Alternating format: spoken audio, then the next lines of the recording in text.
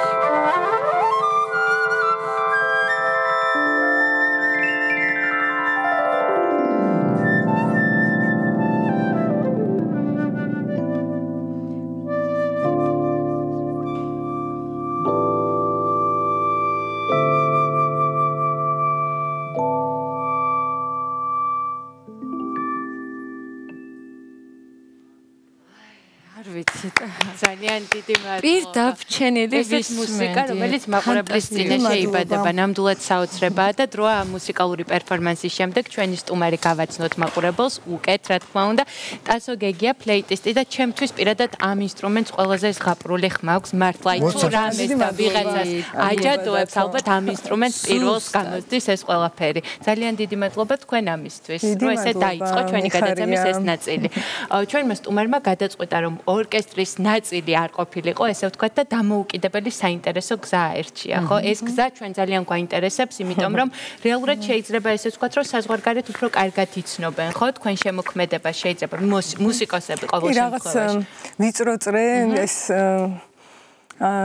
თითქოს კლასიკურ მუსიკას საერთოდ ასე ახასიათებს. რაღაც დოზით მიცნობს ძირითადად უფრო ევროპისკენ, საფრანგეთში. რაღაც ფესტივალებზეც გამოვდიოდი ხოლმე. ჩვენც გვინდა რომ ეს გზა გავიაროთ, ესე ვთქვათ, თქვენთან ერთად, როგორ დაიწყოთ მუსიკასთან თქვენი შეხება და მე როგორ? საერთოდ კლასიკური მუსიკა თბილისის ვანო სარაჯიშვილის კონსერვატორია დავამთავრე, მაგისტრატურა და ეხლა დოქტორანტი ვარ ამავე კონსერვატორიის. შემდეგ ასევე პარალელურად მე სხვა ჟანრებითაც ვინტერესდებოდი, ფოლკ მუსიკა, ვთქვათ, ეთნომუსიკა აღმოსავლური. შემდეგ ცოტა ძალიან ესე და ყველაზე ნაკლები შეხება მქონდა, მაგრამ მქონდა ჯაზთან, როკთან, პოპთან და ასე შემდეგ. და მე საფრანგეთში წავედი უკვე დაფინანსებებით რაღაცეებით, უნდათ თითქოს რომ ჩავსულიყავი, მაგისტრატურაში ჩავაბარე პირდაპირ და დავამთავრე. ფანტასტიკო. მე მინდა ეს უმნიშვნელოვანესი ინსტრუმენტი ავიღო ხელში, რომელიც თავისთავად ძალიან ლამაზია. და მე ამ ინსტრუმენტს რაც იკვრება, ხო? არის ძალიან ღმერთთან დაკავშირებული. ჩვენ ეს გვიხსენებია ჩვენი პირდაპირ. ხო და მით უმეტეს შენ ძალიან ბევრი ვირეპეტიციეთ, ხო? ძალიან. ერთი ორი კვირა რეპეტიციებდი და დავუკარეთ. მართლა ეს იყო სპონტანური, რაც ხო და ვერ დავიჯე. ჩვენ მეხუთე ტაქტზე რამდენიმე მეცადი. და არც მნიშვნელოვანი, რომ მართლა პირველ დაუკარეთ ერთად და ისეთი შეგრძნება მქონდა რომ თელი ცხოვრება ერთად ავართ რა. ეს არის მუსიკის დღესასწაული, იმიტომ რომ არ არსებობს როდესაც ორი მუსიკოსი ერთად ხდება ისეთ იდუმალებაში, სადაც არის არც საზღვარი, არც ტონალობა, არაფერი, არის მხოლოდ მუსიკა. და მით უმეტეს როცა ესეთი ფლეიტისტი უკრავს. ისეთ სასიამოვნო იყო ამასთან ერთად სრიალი აი ნოტებზე. ფანტასტიკური სასიამოვნო იყო ამ მეც ასევე ძალიან გამიხარდა თქვენთან დაკვრა და აუცილებლად გავიმეორებ ამას. აუცილებლად მე სიამოვნებით. დღეს ამას იქეთ.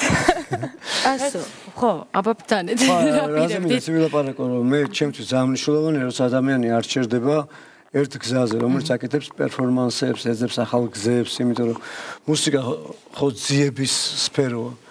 და სწორედ ამიტომ გადავწყვიტე, რომ ჯერჯერობით ასე ვთქვათ, ჩემს თაგონებას მიუყვედა, რაც მართლა მაინტერესებს, აღარ ჩავცვა რაიმე ჩარჩოში, რომ ვთქვათ, კლასიკური კონცერტი და მოთხოვნა არის, რომ ესეა, ისეა, ასე უნდა იყოს, ან როკ მუსიკის კონცერტი და მოთხოვნა ესეა, ისე და ეხლა აბსოლუტურად ჩემს მიუყვები ბოლომდე, რაც თავში მომდის. ეს არის თანამედროვე რაღაც პერფორმანსული ტიპის კონცერტები. ხო, ეს პერფორმანსი მთლად ჩემი ის არ არის რა, ანუ ეხლა დღეს მე 3 წელი ვსწავლობდი ევროპაში და გქონდა რაღაც შეხება კონცერტებში მონაწილეობდი ფრანგული ფლეიტების ორკესტრთან ერთად ძირითადად ჩემი გამოცდილება ეს არის. თუმცა სასულიერო ინსტრუმენტები საფრანგეთში კი ძალიან უმაღლესი დონე. ეს ყველაზე კაი სკოლა არის ერთ-ერთი საფრანგეთში და იქ იყო უკვე პერფორმანსი იყიდებს ანუ სერიოზულად ფეხს და ის ოღონდ რა თქმა უნდა ეხლა თბილისში მე რასაც ვაკეთებ და რაც ჯერ პირველად ერთხელ ჩავატარეთ ეს მხოლოდ ჩემი მოფიქრებულია აკოპირებული არა და ესეც ვუამბობთ ჩვენ მაყურებელს და მსმენელი რამდენად აყვაი ამ ექსპერიმენტში მე მგონი გაქვთ თქვენ მასალები როგორც ამყვნენ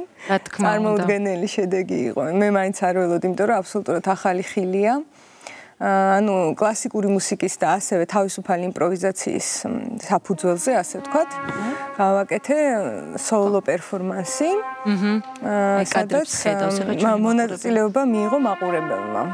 აი საინტერესოა, როგორ ხდება მუსიკის და ხელოვნების დარგის სინთეზი შენ შემოქმედებაში, როგორ ახერხებ ამ ყველაფერს? რა არის თავარი ანუ საერთოდ ადრეულ ხანაში მუსიკა არ იყო კონკრეტული ეს გამოყოფილი. აი ზუსტად მაგის კომენტარი. სინკრეტული იყო ყველა სხვა ხელოვნებასთან და მე მომწონს ეს. ანანე ჩარჩოვი მუსიკას არ ქონდა. არსებობდა თავისთავად. და მე ისიც ვიცი რომ პუბლიკაც ჩართული იყო, პუბლიკაც ყვებოდა. პუბლიკას აი თქვენც დღეს გექნებათ შანსი გამოსცადოთ ეს და პუბლიკა ჩვენთან ერთად დაუკრავს. უკვე ჩვენი ამ ნაწილის ჩვენი გადაცემის ამ ნაწილის ბოლოს ჩვენი სარკმლიდან ჩვენ მაყურებელს მინდა უთხრა ორი სიტყვა სად დაიწყო მუსიკა მერე გაჩნდნენ ჟანრები რა მერე გაჩნდა კლასიკა მერე გაჩნდა ჯაზი და ასე შემდეგ ბაროკოც იქამდე ავტორებიც კი არ ქონდა არ ყავდა მუსიკას იმიტომ რომ ავტორი იყო ღმერთი მუსიკის რომლებსაც ატარებდნენ ადამიანები ხო ესეა და მე მგონი შენ იმ გზაზე დადიხარ, სადაც შენი მუსიკის ავტორი შენ და ღმერთი ხართ. მე გაიხარეთ, დიდი მადლობა. ნამდვილად ეგრეა. წინასწარ არაფერი არ არის, ხო, გადაწყვეტილი ამ კონცერტების დროს თუ ნუ რაღაცა თვითონ კონცერტი პერფორმანსი დაგეგმილია ბოლომდე. ანუ ეს არა უფრო მეტად არის დაგეგმილი, ვიდრე ჩვეულებრივი კლასიკის კონცერტი, იმიტომ რომ დათვლილია მთლიანად სპექტაკლივით არის გაკეთებული, მაგრამ შიგნით არის ნომერი 1, სადაც კონსილიას საფუძველზე ჩვენ კონსილია და მეგობრები რო ასრულებთ თავისუფალ იმპროვიზაციას, ის არის moment music აი ამ წუთში აქ რა იბადება. რაც არ არის ნარეპეტიციები. მე მინდა რომ შენ საბზე 2-3 სიტყვა თქვა რეზოკოკინოზე სკვერზე დაგედგეთ ხო? დიახ, ეხა ეს ჩემი ანსამბლი ამ წუთში შეიძლება ვთქვათ. ჩვენი ანსამბლი. მაგრამ საერთოდ ბატონმა რეზომ შექმნა პირველად და მან ძალიან მადლობელი ვარ მან შთამაგონა ამ კუთხით თავისუფალი იმპროვიზაციის მოისმენა თქვენ შესრულებას ბატონმა რეზომ რო შექმნა ეს უკვე ეუბნება მაყურებელს როგორი ადამიანებისგან შეკრებდა ის ამ ზუსტად. ხო, რა თქმა უნდა, აი ეს ჩვენი ძველი გადის როგორც ხვდები. და ბატონმა რეზომ მოგწამლა, ასე ვთქვათ, ამ მუსიკით და მე მას მერე ძალიან ჩართული ვარ. და რა მაგარი საწამლავი აქვს რეზოს? ყველაზე კარგი. ხო და ეხლანდელი ანსამბლი არის ძველი კონსილიას 2 წევრი ვართ, მე და ნაზი და რამდენიმე მეგობარი შემოვიერთეთ და ასევე ჩავრთეთ ამ ფრანგ მეგობრებზეც გადავიდეთ. ფლეიტისტების ორკესტრთან გქონდათ საინტერესო გამოცდილება ძალიან და ხმაურის მუსიკა, ხო? ესეც საინტერესო იქნება ჩვენი მაყურებლისთვის ზუსტად. რომლის ცოტა ხანში მსმენელი გახდება ჩვენ. პირდაპირ შემოგთავაზებთ პატარა ხმაურის მუსიკას. ეს ხმაურის მუსიკა ისე კონსილიას ხაზი არის, ასე ვთქვათ, მაგრამ მე საფრანგეთში რო ჩავედი და ფლეიტების ორკესტრში რომ აღმოჩნდი, პატარა სგავიარეთ, რა თქმა უნდა, მოსმენები და ჩამსვეს. ბევრმა ჩემთან ერთად ვინც გაიარა და თქვათ დაჯდა, პირველ დღეებში ცოტა გაკვირვებულები იყვნენ, იმიტომ რომ ესეთი მუსიკა დახვდათ იქ. ხმაურის მუსიკა, ატონალური მუსიკა, ნოტებზე ფიქსირებული, მაგრამ ესე რომ ამ ტაქტიდან აქამდე რაც გინდა დაუკარი, სიტყვაზე მესამე ოქტავაში. ჩვენ რაზე ალეატორიკა ქვია რა. ხო, ასეთი მუსიკა და მე ძალიან თევზი წყალში ესე ვიგზენე და თავისუფლად გამოცდილი რომ მქონდა კი და ეს ოპერებსაც კი დგავდნენ უკვე ამ ჟანრის და საინტერესო იყო ნამდვილად. ფანტასტიურია. სხვადასხვა ხალხის ბას ფლეიტა, კონტრაბას, სერიოზული ორკესტრი არის ყველანაირი ფლეიტით და ცოტა ყველაზე. თითქოს ნოტები ალტი. ძველი ხო არ არის ბაროკოს ფლეიტებიც. ბაროკოს ფლეიტები ამ ორკესტრში არ არის, მაგრამ მოწვევით ყავდა ერთხელ. დაგჭირდა და საერთოდ საოცარი ინსტრუმენტია და მოცარტის საყვარელი ინსტრუმენტია და მოცარტს არ ეშლებოდა რა. მოცარტს ჯადოსნური ფლეიტა. კარგად ახსენე. რეკვიემთან ერთად როდესაც ჯადოსნური ფლეიტა დაწერა რა. სიკვდილის და დღესასწაულის გაერთიანება გააკეთა მოცარტმა, რასაც ნიშნავს დღეს რომელ დღეშიც ვართ რა. აღდგომა რასაც ქვია, გარდაცვალების და აღდგომა ერთად. თქვენ ნაწარმოებებზეც უნდა გკითხოთ აუცილებლად, იმიტომ რომ თავადაც გქნით ხო მუსიკას. კი, ჯერჯერობით გარდა იმპროვიზაციისა, მხოლოდ ორი პიესა მაქვს დაწერილი. ერთი არის კვარტეტი, სალამური, ორი ფლეიტა და შაკუჰაჩი არის შემადგენლობა. და უნდა აღვიხსნათ აუცილებლად. შაკუჰაჩი ეს არის იაპონური ინსტრუმენტი, იაპონური ფლეიტა, ასე ვთქვათ, ფოლკლორული, მაგრამ კლასიკაში დღეს უკვე ყველა ლიმიტები მოხსნილი არის, ანუ ეს შემოტანილია თუ კომპოზიტორს სურვილი აქვს, აქვს ნებისმიერი ინსტრუმენტი და მეც ასე დავესესხე. ძალიან მიყვარს ეს, ეხაც რაც შემოგთავაზეთ, პენტატონიკით იყო შთაგონებული, იმიტომ რომ ძალიან მიყვარს ეს აღმოსავლეთის ეს მხარე მუსიკალური. და მეორე პიესა მთის სიზმარი ქვია. პარიში დავწერე და თქო ნოსტალგიაში ვიყავი ცოტა. ქართულ მოტივებზე რაღაც. გამოინტერესებს აი ფლეიტების ატონალური მუსიკიდან ძაღლი როგორ აღმოჩნდა მთავარ პერსონაჟში. ო, ძაღლის ისტორია კარგია ნამდვილად, ესე იგი ჩვენი ორკესტრის გენერალური რეპეტიცია, ოპერა იდგმება რაღაც. მომღერალი ყავს, რომელიც თან საქანელაზე ქანაობს პირდაპირ სცენაზე და კიდე რამდენიმე მომღერალი არის, ერთი რაღაცას აკეთებდა, აღარ ტაფებს რეცხავდა. კაცი ძაღლი ლაში ხო არ ყებავდა? ანუ ცოტა ის სმენის ის იყო ოდნავი ხარვეზი და ცოტა ქვემოთ. ტაფების რეცხვა კარგია შემდგომ. ეს ანუ absolუტურად თანამედროვე დადგმა იყო ამ ოპერის და გენერალურ რეპეტიციაზე ვუკრავთ, ესე იგი და ეს მომღერალი მღერის და მისი სიმღერა ძალიან ახლოს არის ძაღლის ყეფასთან. ესე აკეთებს მართლა რა. და აღმოიმღერა. ქანაობს და უცებ კაცო შუა ორკესტრში რომ შემოვარდა ეს ძაღლი ყეფით. მართლა. კი, თურმე გაირკვა რომ ჩვენი ერთ-ერთი წევრის ძაღლი. ვაი. დარჩა აიყვანეს ეს ძაღლი, ხელფასუხდიან და ხელფასუხით გამდიდრდა ძაღლი. ფულით? კი, გასტროლებზე დაყავთ. საოცრება მოკლედ, ხო? კი, ნამდვილად და იმიტომ რომ შეიძლება დღეს რომ მეძინა სადღაც ჩიკჩიკები და ბულბული რა და ჩვენ ხო ვიცით რომ მიფრინავენ სამთარში ჩვენი ფრინველები და გაზაფხულზე ბრუნდებიან ხო და ეს დაბრუნებული ჩიტები რომ დაბრუნდნენ რა გაგახარა ამ ხმამ გამახარა ამ ხომ და სხვათა შორის ძალიან გავდა შენ ფლეიტას ვაიმე დიდი მადლობა ჩიტს გავს ეს ჩემთვის უმაღლესი კომპლიმენტია მართლა გავდა იმიტომ რომ დღეს ეხა პირველად დავუკართ მე და შენ და ჩემი სიზმარი ამიხთა ესე შემიძლია თქვა ჩვენიც ანუ ჩემი სიზმარი აგიქცეთ. თქვენიდან წამოსული ეს ჰარმონია ფანტასტიკური იყო, არაჩვეულებრივია. ამ მუსიკას ბუნებრივია, რომ თავისი დამფასებელი და მსმენელი ყოველთვის ყავს და ეყოლება აუცილებლად, მაგრამ აი როგორ ფიქრობთ, მაინც რადგან უკვე პირველი ექსპერიმენტი საქართველოში წარმატებით შედგა, ვისთვის, ანუ რამდენად არის გასაგები ეს ექსპერიმენტი ყველასთვის და რამდენად ბევრი მსმენელი მოიძებნება, იგივე ვთქვათ ახალგაზრდა თაობაში, იმიტომ რომ მაინც გონია რომ შეიძლება ახალგაზრდებმა კიდე სათანადოდ ვერ დააფასონ. აი სწორედ ვერ ვფიქრობ პირიქით. იმიტომ რომ ეს მუსიკა, აი თქვათ, ჩემ კონცერტ პერფორმანსზე მქონდა ბახის პიესა, სადაც შუაში აბსოლუტურად ალოგიკური ფრაზა მაქვს ჩასმული და ეს ეხა რომ მოასმენინო თქვათ კლასიკოს ადამიანს, ცოტა შოკირებული დარჩება და ახალგაზრდისთვის უფრო მისაღებია და საინტერესოა ექსპერიმენტი. სიოგრამის ეკითხების, აი ლოგიკა რომ მოვზენოთ პირველ კოცნას. დაახლოებით. მართლა როგორი ლოგიკა შეიძლება ქონდეს პირველ კოცნას? აი რო გაკოცებდნენ მომზადებული იყავი ამ კოცნისთვის. გააჩნია ახლა ვინ როგორ. გასატრიალებს ბატონო და ესე იგი კოცნით იწყება, ამაზე დაკრავო, ასე ამბობდა ერთი. ნამდვილად კი ეგრეა. იმიტომ მოვარ შორიდან და ვთქვი რომ მართლა პირველი კოცნასავით არის ფრედის ხმა. დასო აუცილებლად უნდა გკითხოთ სამომავლო გეგმებზე, რას აპირებ? დარწმუნებული ვარ, რომ რაღაცა სიურპრიზები გექნება მომზადებული. ჯერჯერობით ერთი უახლოესი კონცერტი არის, ესე იგი 6 მაისს, გეპატიჟებით ყველას. 6 მაისს რა დარჩა? სულ 2-3 დღეში. სად? თანამედროვე კულტურის ცენტრი, უზნაძის 51. საათი. საათი 7-ზე იწყება და მე ჩემი პერფორმანსი არის 8-ზე. ანუ 7-ზე იწყება ზოგადად კონცერტი, წარმოდგენა პრეზენტაცია. რა დაგხვდება?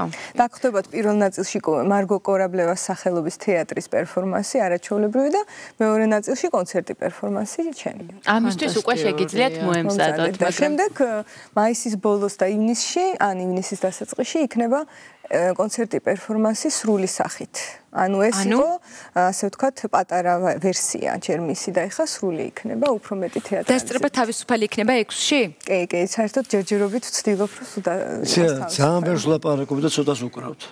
ორ დაუკრავთ. ხოვოთ მაშინ ჯგუფის წევრებს რომ შემოგვიერთდნენ, სიამოვნებით მოვისმენთ და ვნახავთ კიდევ ერთ პერფორმანსს და რაც თავარია მივიღებთ მონაწილეობას, იმიტომ რომ არ დაგავიწყდეთ. და მე ძალიან მომწონს ფორმაც ამ ინსტრუმენტის, იმიტომ რომ ძალიან ლამაზია. თავიდან ვერ მივხვდი რა იყო და მე ამიხო და მე ცოტა შიშობ რამე. შემომხედეთ. პირიქით არ ინერვიულობთ ყველაფერი. არაფერს არ გაგიფუჭებთ, მოკლედ ამის იმედი გვაქვს. პირიქით. თქვენი მეძევართ. ასო გეგია გახდათ ჩვენი სტუმარი.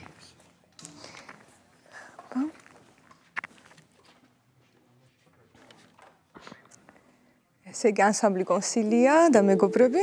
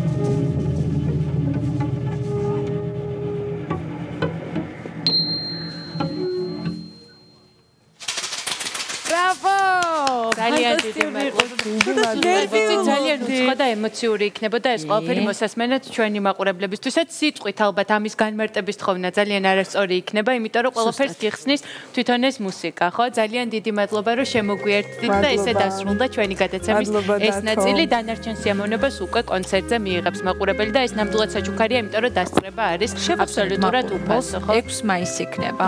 ძალიან დიდი მადლობა კიდევ ერთხელ, მოდი მაყურებელს დავემშვიდობოთ. ძალიან ცოტა ხნით ჩვენ დავბრუნდებით. მადლობთ, ნახვამდის.